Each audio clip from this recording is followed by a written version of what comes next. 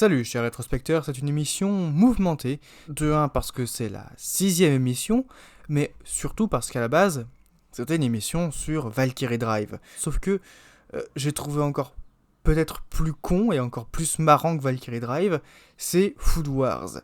Mais c'est pas la seule raison pour laquelle cette émission est mouvementée. Effectivement, si vous entendez bien, c'est pas le même micro que dans la dernière émission, parce que l'émission Food Wars originale a été faite en décembre 2021, et à ce moment-là, j'avais pas toute la maturité d'écriture que j'ai aujourd'hui, j'avais pas le meilleur matos du monde non plus.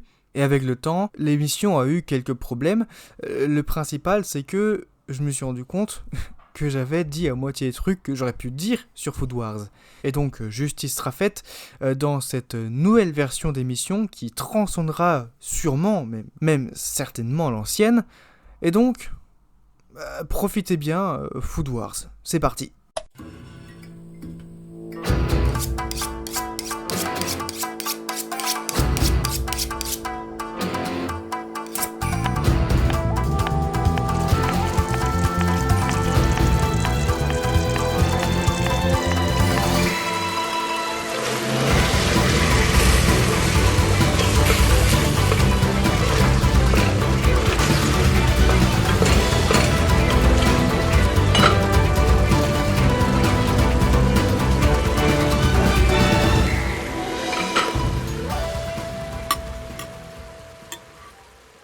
Après ce magnifique générique rissolé que j'aime vraiment beaucoup en vérité, et que j'ai mis beaucoup de plaisir à faire, c'est parti, on va attaquer le sujet. Food Wars, c'est pas n'importe quoi, c'est le manga qui réussit la fusion parfaite entre One Piece et Top Chef. C'est la parodie culinaire ultime pour le plaisir ultime des papilles des amateurs du genre.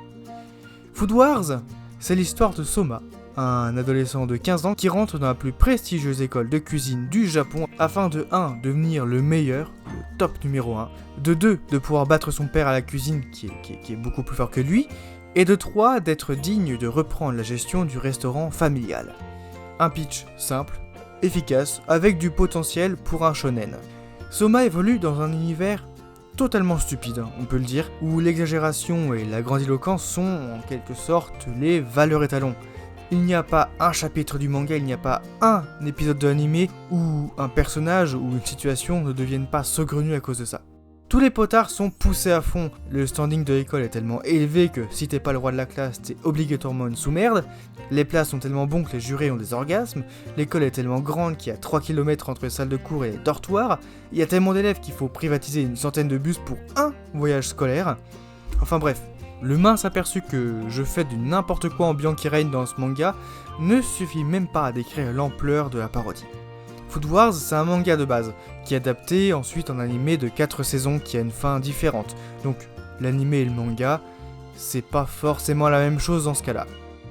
C'est un hors-d'œuvre de combat type shonen gastronomique, mais au lieu des duels à l'arme blanche, au poing ou au pistolet, c'est des concours de cuisine. Et pas n'importe quelle cuisine, de la cuisine gastronomique, monsieur. Et qui dit gastronomique, dit épique. Donc, comme c'est un truc sur la baston, je vais parler un peu des combats. Dans Food Wars, les combats se déroulent généralement en 4 étapes. Étape 1, provocation duel, élaboration du plat, en mode training montage et tout. Étape 2, c'est l'entrée dans l'arène. À la manière d'un combat de boxe ou de catch, l'entrée sur le ring sous les applaudissements et les huées. Ensuite, vient l'étape 3. Le cœur du duel, la préparation du plat en fonction des adversaires et des contraintes. Et enfin, la 4e et dernière étape, la dégustation et le verdict, avec explication des plats et réaction du jury, souvent exagérée. J'y reviendrai plus tard dans l'émission. Résumer le déroulé des combats a son importance parce que c'est le schéma principal de l'histoire. On en croise tous les types, de toutes les saveurs et à toutes les sauces. Et malgré ce schéma qui est quasiment le même à chaque fois, eh bien, c'est étrangement loin d'être lassant.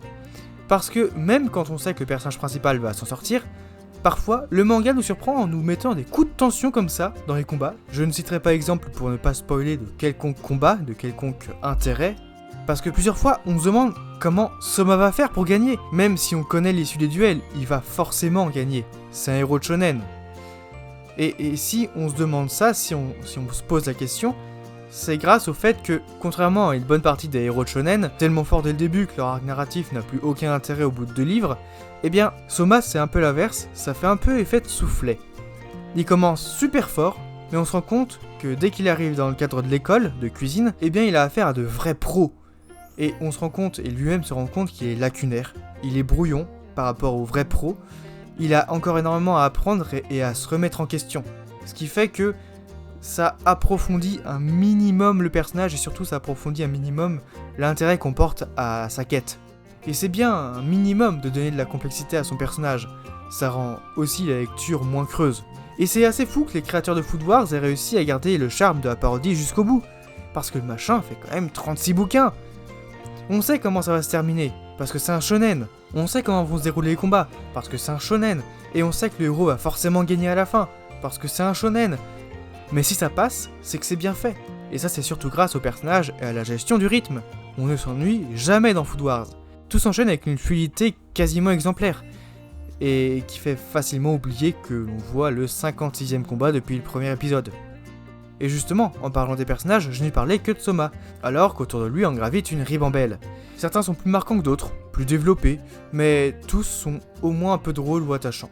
Les plus marquants sont évidemment Erina et Megumi, deux filles avec qui Soma a une relation différente mais tout aussi forte. C'est en quelque sorte des têtes d'affiche de Food Wars avec le personnage principal. Mais en vrai, il y en a plein d'autres qui arrivent à avoir leur personnalité et leur unicité. Attention, ça les rend pas forcément plus marquants, mais ça les fait exister un minimum. Par contre, un truc qui me fait chier, c'est que les gens résument un peu trop facilement Food Wars à « c'est comme le petit chef ». C'est vrai, il y a beaucoup de points communs sur lesquels je reviendrai, mais il y a aussi une différence majeure. Et la différence, elle est là. Dans le petit chef, c'est des duels de bouffe super épiques où le personnage de Thomas met une dose absolument massive de LSD dans ses plats. Au contraire de Food Wars où c'est aussi des duels de bouffe super épiques, mais où le personnage de Soma rajoute une dose massive d'aphrodisiaque dans ses plats. Non mais blague à part, les deux mangas ont pour point commun d'utiliser un ressort comique que j'adore, l'exagération. Mais les deux ne l'utilisent pas de la même manière, et c'est ça la vraie différence de Food Wars. Le petit chef l'utilise dans des combats aux situations souvent banales, avec des effets ultra stylés qui rendent épiques des trucs débiles comme pétrir de la pâte à pain ou sortir un œuf d'une boîte. Alors que Food Wars utilise aussi un peu ça, mais l'exagération arrive le plus souvent dans les situations ou à la dégustation. La cuisine reste de la cuisine. En soi, le manga s'attarde moins sur la cuisine que sur tout ce qui entoure la cuisine. Et d'ailleurs, c'est tout ce qui entoure la cuisine qui est exagéré.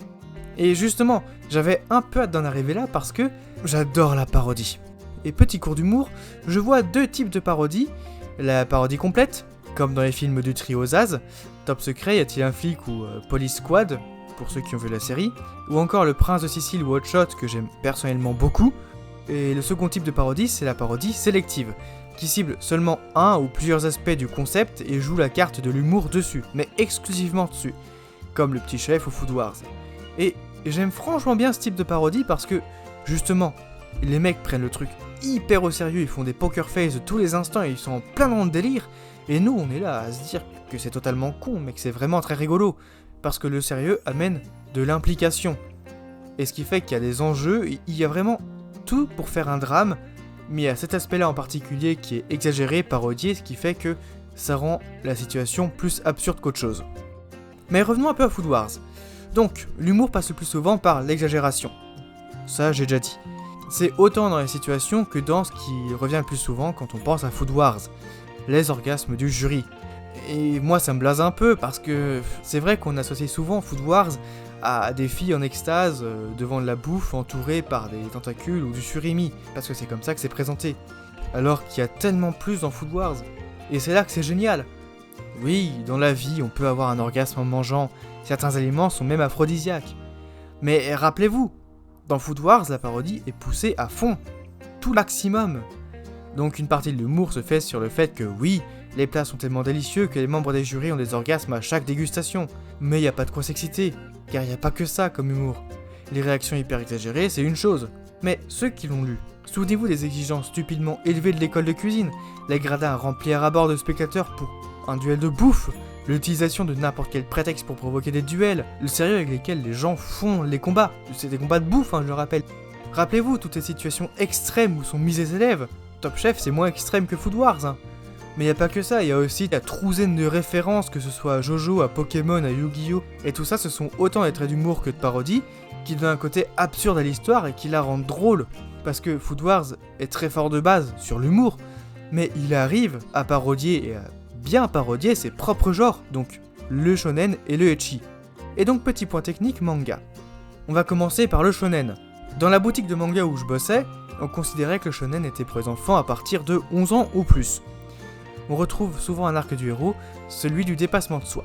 Le fils dépasse pour être le roi des pirates, Naruto cherche à être le plus grand des ninjas, et dans Food Wars, Soma est déterminé à être le numéro 1 de la cuisine nationale. C'est un arc classique, mais efficace, qu'à vrai dire j'aime pas énormément, mais qui peut parfois donner de bonne morale. En vrai, il y a aussi ça dans le seinen, mais c'est vrai que c'est plus relié au shonen. Avoir un arc aussi récurrent et aussi codifié, c'est la porte d'entrée au détournement vers l'humour.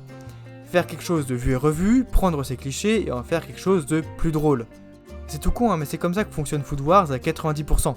Concernant le ecchi, il faut faire un autre point. C'est quoi le ecchi ? Ecchi, c'est un synonyme de hentai, même si les deux n'ont pas la même connotation. J'y reviendrai sûrement dans une prochaine émission, je vais pas beaucoup plus détailler ça dans celle-ci. Et donc ecchi, en gros, ça veut dire pervers ou indécent. C'est quand on rajoute une connotation sexuelle à une œuvre, donc manga, animé, film, livre, ça peut autant être utilisé dans le porno que dans des séries parfaitement normales. Et c'est pas forcément mal de mettre des éléments ecchi, ne soyons pas conservateurs des bonnes mœurs, voyons, quand même. Mais donc le ecchi dans Food Wars est utilisé dans le but parodique de faire de l'humour. C'est mis là totalement gratuitement, sans complexe, pour souligner la perfection gustative de la cuisine, et c'est tout.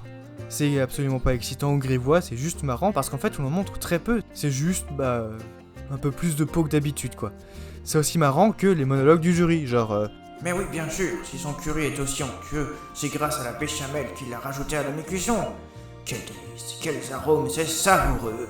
Et donc c'est cette accumulation de grand n'importe quoi rigolo qui fait que j'aime autant Food Wars. C'est clairement un de mes mangas shonen préférés, en même temps il n'y en a pas beaucoup, parce que non seulement il me donne envie de manger, mais en plus il me fait rire et motive à cuisiner, sérieusement ça a agrandi mon répertoire de bouffe, et ça c'est un plus, et ce qui fait que maintenant, même quand je fais des pâtes, j'ai l'impression de faire un truc méga classe. Après, je comprends qu'on puisse pas aimer Food Wars.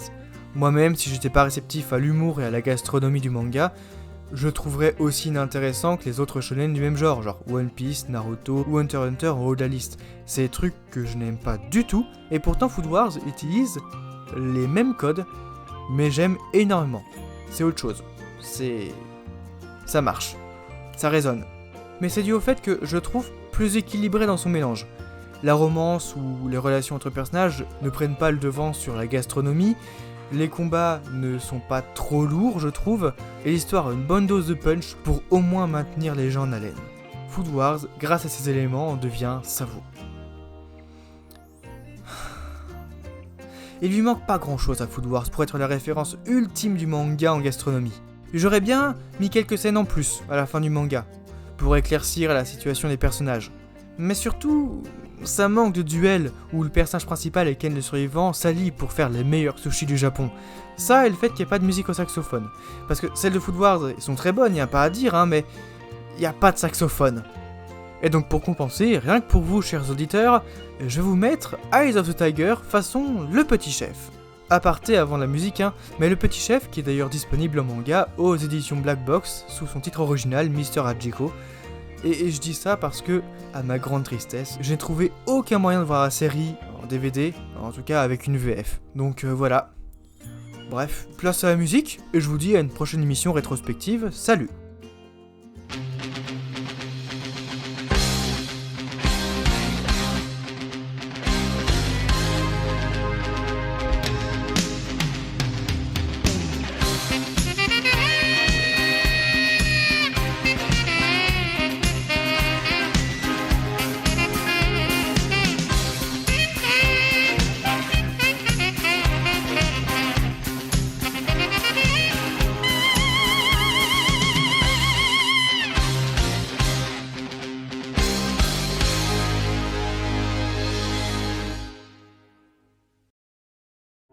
Prochainement dans le coin rétrospective, le jeune Thomas saura-t-il faire honneur à la réputation de son restaurant et saura-t-il s'attirer les faveurs du grand gastronome Gaspard Savoureux? C'est ce que vous allez découvrir dans le prochain épisode.